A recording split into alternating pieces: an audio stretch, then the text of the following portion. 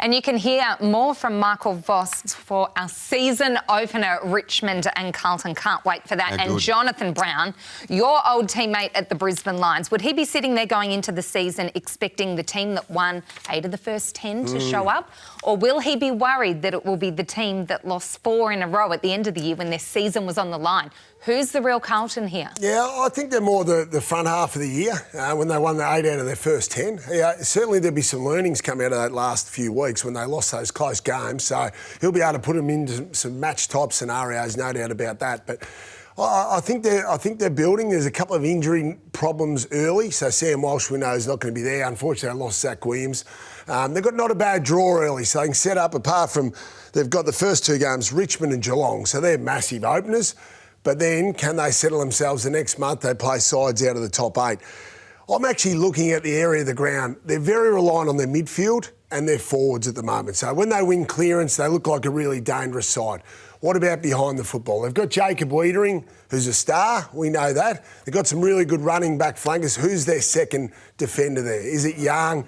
Is it Plowman? No, it's Lewis Young. It's Plowman. I mean, seriously. Well, what about Mitch McGovern? He was there the first 8 or 10. He's the one. Is Mitch McGovern the most important player on Carlton's list? I never thought I'd say this. No, that's an amazing question.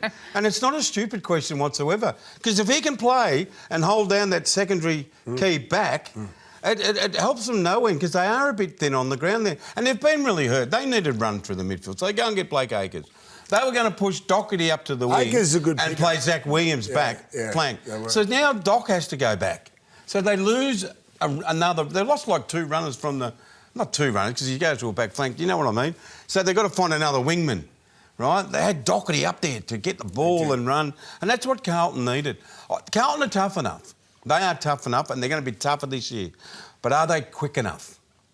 Right? And that was the issue. That's why when they got Blake Acres, we needed more run. Young Holland's the draft pick's a runner. That's an issue. Played on the wing, So, right. Brownie, their spine is as good as anyone in the league. Are they too top-heavy? We know your thoughts on Charlie. We know Harry and Sam and Paddy Cripps. They've got some absolute top-end talent. But what about their mid-range and even bottom 6 players? Yeah, well, that is going to be the challenge. So some of those small forwards like Durden and Owies and those types, and then you've got the ones in defence. You know, can those guys sort of come through and support? Yeah, you look at the midfield, it's pretty strong, isn't it? If we think about the midfield in Cripps, Walsh, Fisher, Doherty if he plays there, Hewitt, Chera, Kennedy, like that's a strong midfield. What about the ruckman? Can Pitnet and De Koning play in that same midfield together? Can they play in the same team together? De Koning could be a weapon. Well, can De Koning play forward with Mackay and Curnow? So when you ask the question, are they too top-heavy?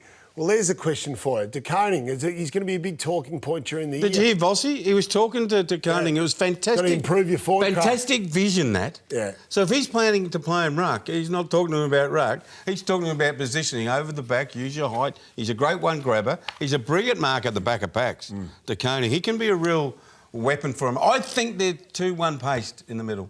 Chera, Hewitt, Cripps. Yeah, I think Kennedy. In following up, I think they've been forced to play that way, mainly through half back. And you speak about McGovern before. He's not only important for that defensive stability, but he has the ability to kick the ball across the ground quickly. He's a so if you're thinking about switching the play, so if you're a midfielder and you know you don't really have anyone in the back half that can do that, you do tend to be a little bit sluggish, and you tend to gravitate to one side. You look for the smaller ones. If I'm looking down now and I'm a Carlton midfielder and I realise McGovern's got the ball, you know, you want to get on your bike and open the game up a little bit more, as if you would when he's not there. So I think he provides both things. Well, they lost the intercept marking, didn't they, Louis? We talk about that. He was starting their attack. Because he took so many intercept marks early in the season. But then when he got injured, all of a sudden the mids lost that confidence to probably take off, and then you do look a bit slow, or you don't look as though your midfield group runs as well. You become hesitant. Yeah. We might get a good read in the first couple, obviously Richmond in that season opener, and then the reigning premiers Geelong. It's a hot start, Robbo. 9th for me. I haven't got Carlton in the 8th. Wow. No, I've got them sneaking in. This year's the year the Blue Baggers start to get back. Yeah, I said top 8. It wouldn't surprise me if they were top 4. Top 4? Yep. Why? Geez, I just think you talk about their spine. That's exactly what you need to be a finals contender year on year. And I just think they've got a litter of stars around that as well. I think they would have learnt some lessons at the back end of last year. I think they'll go deep. That practice match in Brisbane, the practice match when they got beaten in Sydney. No Cripps, no Wolves. They're too bad. Seriously. Yeah. They're their midfield. Don't worry about that game. Yeah.